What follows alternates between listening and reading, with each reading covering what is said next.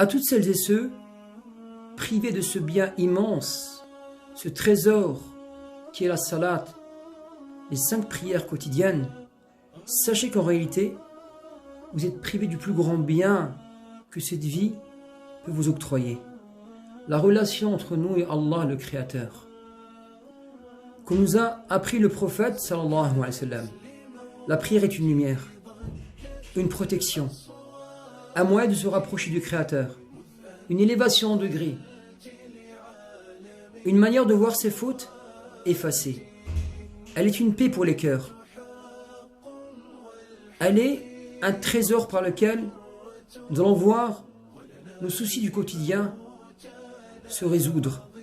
Les portes que l'on pensait fermer à jamais s'ouvrir. N'est-ce pas que le prophète a dit sallallahu alayhi wa sallam, aqarabu ma yakunu al-'abd min rabbih fa huwa as-sajid fajtahidu fi ad-du'a.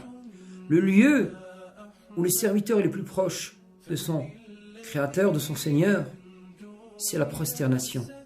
Multipliez lors de la prosternation vos demandes, vos invocations. La prière sur cette terre est un bonheur. Le jour du jugement, elle sera un secours. Le prophète a dit, sallallahu alayhi wa sallam, awwalu ma yuhasibu bihi al-'abd yawm al-qiyamah as-salah.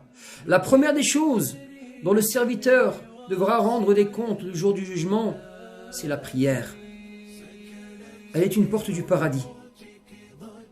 En revanche, le jour du jugement, lorsque les gens seront emmenés en enfer, les anges leur diront, Ma salakakum fi as-saqar? Qalu lam nakum min al-musallin.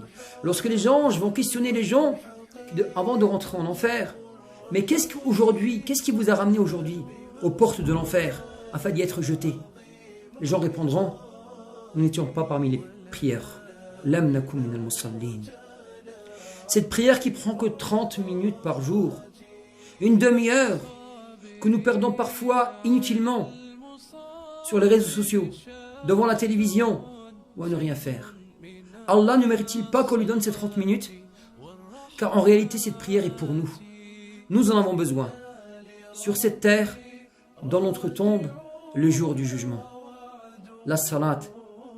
Alors profitez que bientôt arrive le mois de Ramadan, ce mois béni, afin de prendre une résolution, de commencer à prier.